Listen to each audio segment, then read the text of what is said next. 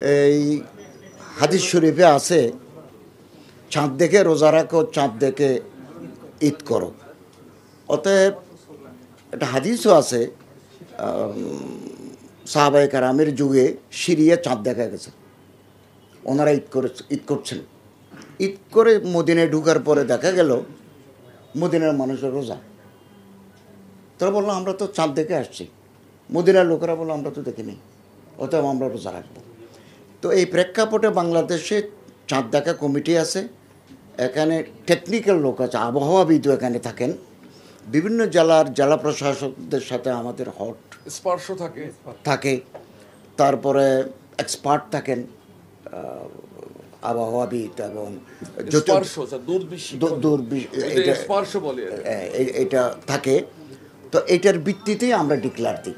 Saudi আরবের পরদিন হবে এমন কোনো কথা নেই, আর চাঁদ দেখতে হবে। এমনকি পাহাড়ের চূড়ায় যদি কোনো মানুষে সূর্য দেখে, অনেক নিচে যদি গর্তের ভিতরে একটা মানুষ মনে করে যে আমার তো সূর্য ডুবে গেছে, তাহলে নিচেরটা ইফতার করবেন, উপরেরটা ইফতার করবেন না। এগুলো ধর্মীয় ব্যাখ্যা আছে।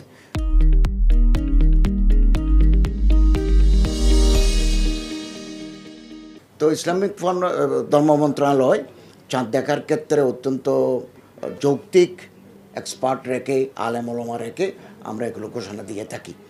তো অনেক সময় গুজবেরও শিকার হয়।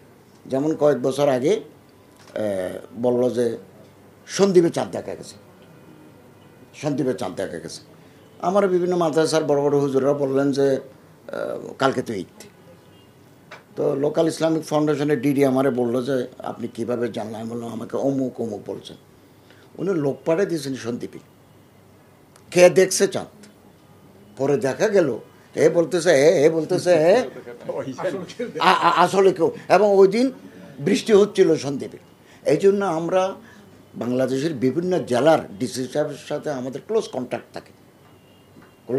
থাকে।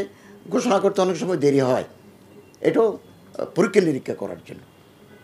এবং আমরা আগামী দিনে এটাকে যাতে আরও একটু উন্নত করা যায়, সায়েন্টিফিক্যালি করা যায়, সে ব্যাপারেও আমরা চিন্তা ভাবনা করবো ইনশাল্লাহ।